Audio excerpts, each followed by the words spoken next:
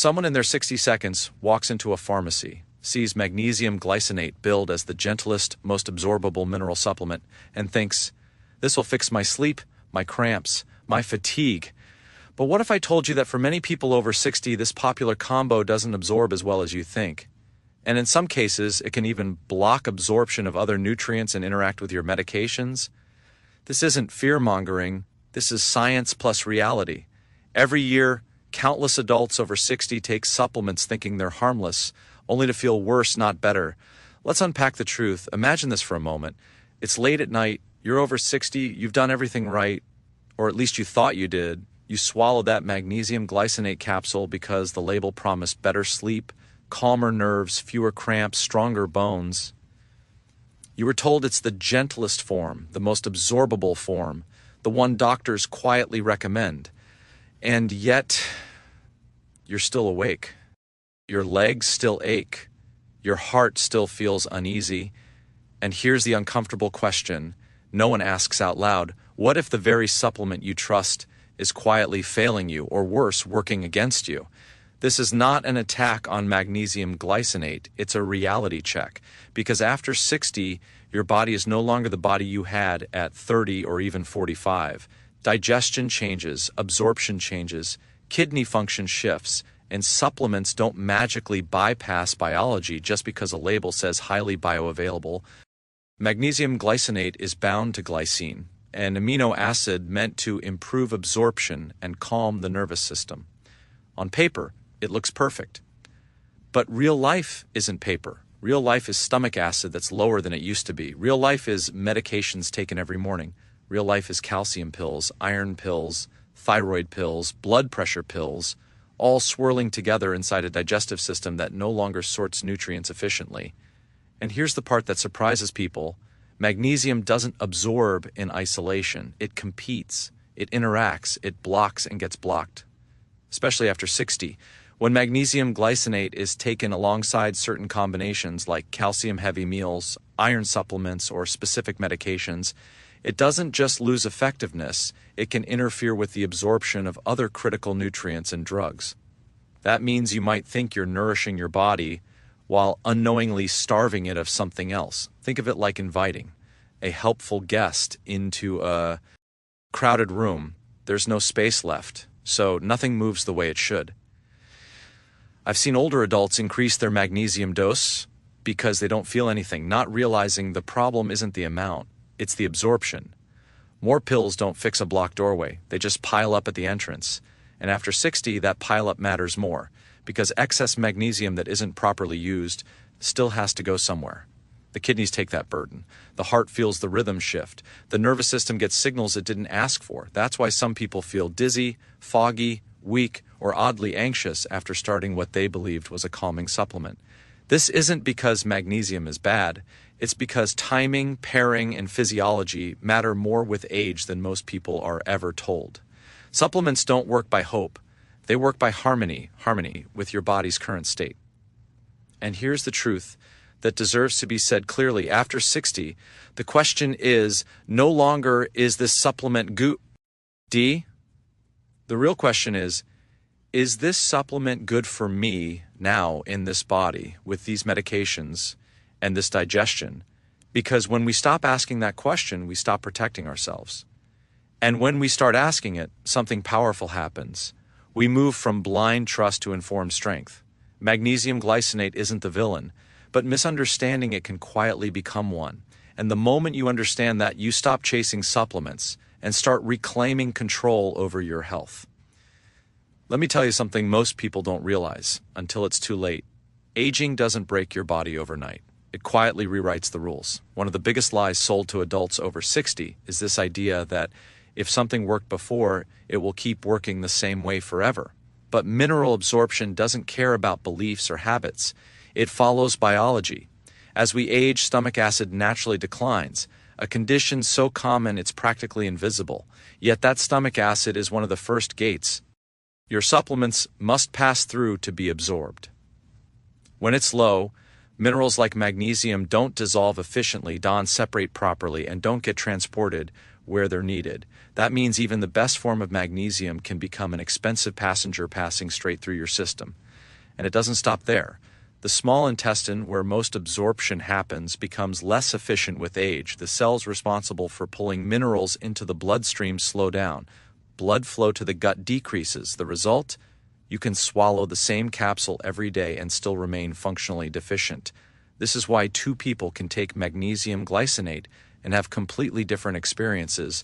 One sleeps better, the other feels nothing or feels worse.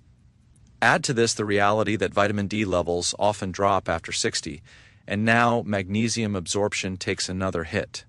Magnesium and vitamin D work as a team. Without enough vitamin D, magnesium can't fully activate the ways it's meant to support. So people take magnesium hoping for relief, unaware that their body lacks the cofactors required to use it. It's like trying to start a car with no fuel. You blame the engine, but the problem is upstream. Then comes the medication layer: blood pressure drugs, acid reducers, diabetes medications, diuretics, all extremely common after 60, can further reduce magnesium absorption or increase magnesium loss through urine.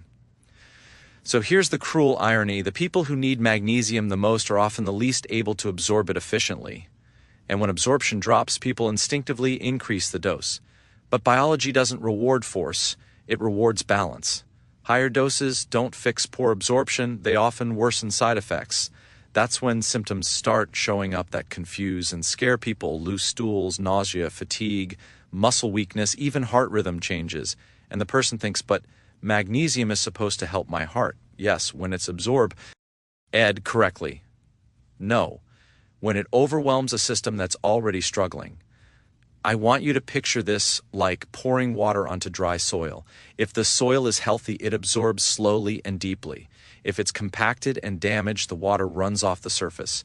Aging turns the gut into that compacted soil unless we adapt how we nourish it. That's why timing, form, dosage, and combinations matter more after 60 than ever before. The supplement industry rarely explains this because complexity doesn't sell. Simplicity does. Take one capsule daily sounds comforting. But your body is not a slogan, it's a system, and systems change with time. The mistake isn't taking magnesium. The mistake is taking it the same way you did decades ago and expecting the same result. Once you understand that absorption declines, interactions increase, and tolerance narrows with age, everything shifts. You stop blaming your body, you stop chasing higher doses, and you start asking smarter questions. Because the real anger after 60 isn't deficiency alone. It's misunderstanding how your body now works. And the moment you respect that change, you unlock a level of health control most people never reach. There is a dangerous phrase that sounds comforting but quietly causes harm, especially after 60, and that phrase is this: it's safe for everyone. The moment you hear that about any supplement, your guard drops. You stop questioning, you stop observing, you assume your body will respond the same way as everyone else's. But biology doesn't work by averages. It works by individuality, and individuality becomes sharper with age. Magnesium glycinate is often labeled as gentle, calming, well-tolerated, and for many younger adults that may be true, but in older adults, gentle does not automatically mean risk-free. After 60, your margin for error narrows. Your kidneys may not filter minerals as efficiently as they once did. Your blood pressure may already be finely balanced by medication. Your heart rate may be more sensitive to electrolyte shifts, and magnesium directly influences all three. This is where the myth becomes dangerous. Not because magnesium glycinate is toxic by default, but because people take it without realizing their internal environment has changed. I've seen older adults who never had issues with supplements suddenly experience unexplained fatigue, dizziness, weakness, or confusion after starting magnesium. Not because they overdosed dramatically, but because their body could no longer regulate the mineral the same way. Magnesium relaxes muscles, including the muscles that control blood vessels.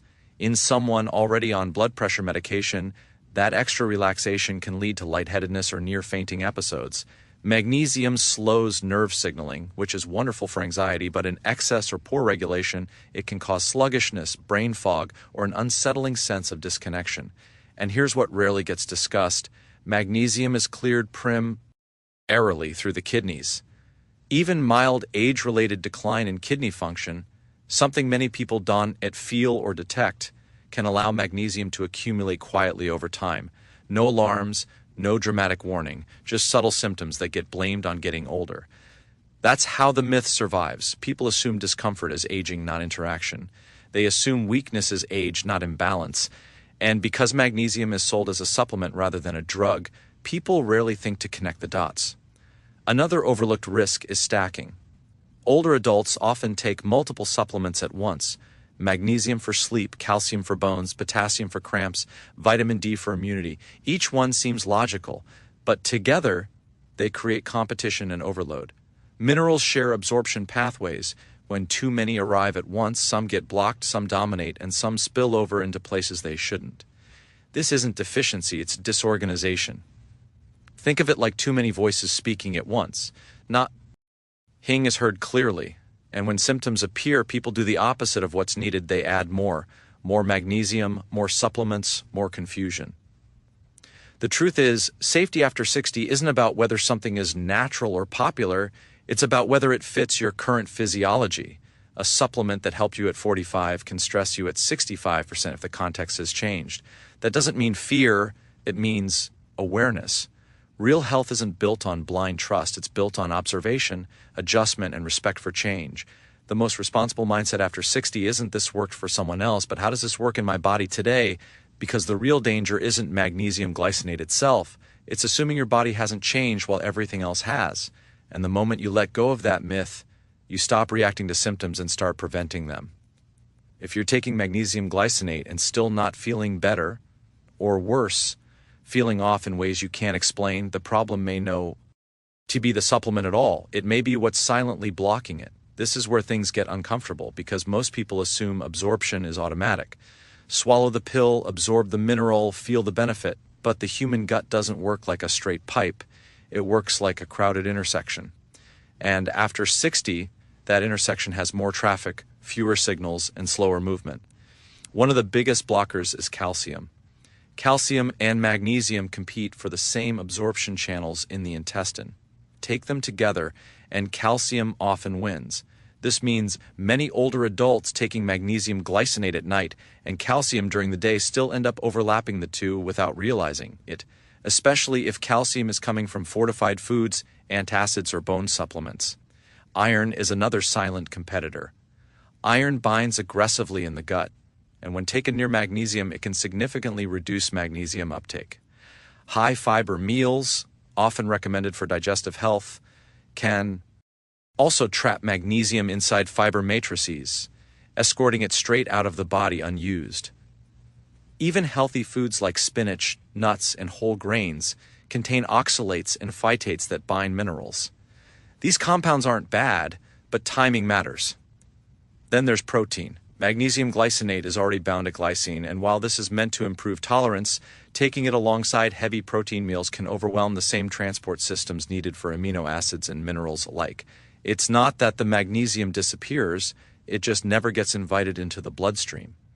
And let's talk about beverages, because this one shocks people. Coffee and tea especially, when consumed close to supplement intake, increase urinary magnesium loss. That means even if some magnesium gets absorbed, more gets flushed out. Alcohol does the same thing, quietly and consistently. So someone can be taking magnesium daily and still losing more than they gain. Then comes stomach acid. Many adults over 60 take a CID-reducing medications or have naturally lower stomach acid. Magnesium requires adequate acidity to dissociate properly for absorption. Without it, magnesium glycinate doesn't break down as efficiently, reducing its bioavailability. It's like trying to dissolve sugar in cold water. It takes longer, and much of it settles unused. All of these blockers don't act dramatically. They act subtly, they don't scream, they whisper, and because their effects are gradual, people rarely suspect them. Instead, they blame age, stress, or poor sleep. They assume magnesium just doesn't work for me. But the truth is often simpler and more frustrating. Magnesium didn't fail, the environment did. Imagine planting seeds in soil full of rocks and wondering why nothing grows. You wouldn't blame the seed, you'd change the soil. Absorption after 60 is about clearing pathways, not increasing doses. It's about spacing minerals apart, aligning supplements with meals that support them, and understanding that What you eat and drink can either open the door or quietly lock it. When people finally adjust timing, separating magnesium from calcium, iron, high-fiber meals, caffeine, and alcohol, something remarkable happens. Sleep improves, cramps ease, nervous tension softens. Not because magnesium suddenly became stronger, but because the body finally allowed it in. The biggest mistake isn't taking the wrong supplement. It's taking the right one in the wrong context. And once you understand the blockers, you stop guessing. You stop wasting money, and you start using magnesium as a tool instead of a gamble. Here's the part that truly blindsides people after 60. It's not the supplement that betrays you. It's the interaction you were never warned about. Most adults taking magnesium glycinate are also taking at least one prescription medication, often several. Blood pressure pills, thyroid medication, diabetes drugs, cholesterol reducers, antibiotics, bone medications. They become part of daily life. And yet, very few people are told that magnesium doesn't politely stay in its lane. In the digestive tract, magnesium binds, it competes, it interferes, and when taken at the wrong time, it can quietly neutralize the very medications meant to protect your health. Take antibiotics, for example. Certain classes bind tightly to magnesium in the gut, forming complexes that the body cannot absorb. The result? The infection doesn't fully clear, and no one suspects the supplement. Thyroid medication is another major one. Levothyroxine requires a clean absorption window.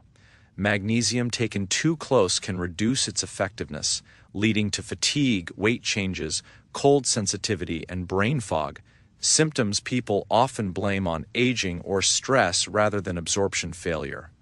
Then there are bisphosphonates, commonly prescribed for osteoporosis. These medications already have notoriously poor absorption, and magnesium can reduce it even further if taken within hours. Blood pressure medications add another layer. Magnesium relaxes blood vessels. That's beneficial, until it stacks with drugs designed to do the same thing. In some older adults, this leads to lightheadedness, balance issues, or sudden drops in blood pressure that increase fall risk. Diuretics complicate things further by increasing magnesium loss through urine, meaning some people simultaneously lose magnesium while taking it, a biological tug-of-war that leaves the nervous system confused and unstable. Acid-reducing medications, widely used after 60%, lower stomach acidity, impairing magnesium breakdown and absorption. So people take magnesium for muscle cramps, not realizing their medication prevents it from dissolving properly in the first place. This is how supplements and prescriptions collide, not loudly, not dangerously overnight, but subtly and persistently. And the most troubling part? These interactions don't feel dramatic. They feel like something is off, a little weaker, a little foggier, a little less steady on your feet. And because the symptoms are vague, people rarely connect them to timing. They assume the medication stopped working or the supplement isn't strong enough, so they add more magnesium, more confusion. But biology doesn't respond well to stacking signals. It responds to spacing and clarity. This is why timing matters more after 60 than dosage. Magnesium isn't meant to be taken whenever. It needs distance from certain medications, sometimes 2 hours, sometimes 4, to avoid interference. But most labels don't tell you that, and most people aren't told, because the healthcare system treats supplements and prescriptions as separate worlds, even though they share the same digestive tract. Think of it like trying to hold two conversations in one ear at the same time. Neither message comes through clearly. When people finally adjust timing, something remarkable happens. Medications start working better. Side effects fade. Energy stabilizes. Not because anything new was added, but because interference was removed. After 60, health isn't about adding more tools. It's about making sure the tools you already use aren't working against each other. Magnesium glycinate can be supportive, calming, and beneficial, but only when it respects the schedule of the medications you depend on.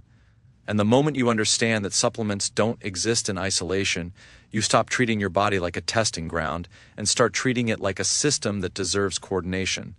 One of the most dangerous situations after 60 isn't taking the wrong supplement, it's believing a supplement is working when it isn't, because when something truly helps, your body gives clear signals.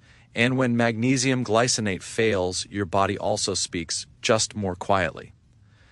The problem is most people don't know how to listen. They expect instant relaxation or deep sleep, and when that doesn't happen, they assume they just need more time. Weeks pass, months pass. The capsule remains part of the routine, but the benefits never arrive. Or worse, strange symptoms begin creeping in that don't seem connected. Persistent fatigue that doesn't lift with rest, muscle cramps that come and go unpredictably, sleep that feels light and unrefreshing despite taking magnesium religiously, digestive discomfort that appears after starting the supplement. These aren't mysteries, they're signals. Magnesium that isn't absorbed doesn't nourish cells, it irritates systems. In some people, especially older adults, unabsorbed magnesium pulls water into the intestines, leading to bloating or loose stools. Others experience subtle nervous system effects, a wired but tired feeling, restlessness at night, or an odd sense of heaviness in the limbs. And here's where it gets confusing. Magnesium is supposed to calm the nervous system, yet some people feel more unsettled. That paradox often means the dose, timing, or interactions are wrong. Another red flag is when symptoms improve briefly, then worsen. This can happen when magnesium initially fills a short-term gap, but ongoing absorption problems or medication interactions prevent stable levels. The body likes consistency. When levels swing up and down, it reacts with tension, palpitations, or mood changes. Then there's the false reassurance of blood tests. Standard magnesium blood tests often appear normal, even when intracellular magnesium, the magnesium inside your cells, is low or imbalanced. So people are told your magnesium is fine, while their muscles and nerves are quietly undersupplied or misregulated. This disconnect makes people doubt their experience. They assume the problem is stress, age, or imagination. It's not. It's physiology. Real-life examples make this clear. I've heard from older adults who started magnesium for leg cramps and noticed they became more frequent. Others took it for sleep and began waking earlier, feeling oddly alert but exhausted. Some felt dizziness when standing or a sense of weakness after meals. None of these people suspected magnesium because magnesium has a good reputation. But good reputations don't cancel individual reactions. Supplements aren't personalities, they're molecules. And molecules don't care what the label says. They respond to chemistry, timing, and the condition of your body. Another overlooked sign is dependency. When someone feels worse after missing a dose, not gradually, but abruptly, it can indicate the nervous system is being pushed rather than supported. True nourishment creates resilience, not reliance. Magnesium should make your system more stable, not fragile. And perhaps the most telling sign of all is when adding magnesium forces you to add something else, a laxative, a sleep aid, a stimulant, just to feel normal again. That's not balance, that's compensation. Health after 60 should simplify your life, not complicate it. The mistake many people make is assuming discomfort is the price of aging. But aging doesn't explain sudden changes tied to new routines. Your body is not vague, it's precise. It reacts for a reason. When magnesium glycinate isn't helping, your body will tell you through discomfort, inconsistency, or contradiction. The danger is ignoring those messages because the supplement is supposed to work. Once you learn to recognize these warning signs, you stop forcing solutions that don't fit. You stop blaming yourself, and you begin to make choices that restore harmony instead of chasing hope in capsule form. Here's the turning point most people never reach. The moment they stop asking, what supplement should I take? And start asking, how does my body want to be supported now? Because after 60, safety doesn't come from avoidance, it comes from strategy. Magnesium glycinate doesn't need to be feared, it needs to be respected. The smartest approach begins with food, not pills. Real magnesium-rich foods, leafy greens, nuts, seeds, legumes, whole grains, arrive packaged with enzymes, cofactors, and rhythms your body recognizes. They absorb slowly, gently, and in harmony with digestion. Supplements are meant to fill gaps, not replace foundations. When supplements are used, timing becomes everything. Magnesium works best when it has space from calcium, iron, thyroid medication, antibiotics, and heavy protein loads. For many older adults, evening works well, not because magnesium is sedating by nature, but because digestion is calmer and competition is lower. Starting low is another overlooked principle. More is not better after 60. Clearer is better. Smaller doses allow the body to adapt, signal tolerance, and reveal whether the supplement is truly so supportive. This isn't weakness, it's intelligence. Another key strategy is pairing magnesium with the conditions that allow it to function. Adequate vitamin D status, hydration, and balanced electrolytes create an environment where magnesium can do its job instead of struggling upstream. And here's something rarely said out loud. Sometimes magnesium glycinate isn't the best form for everyone.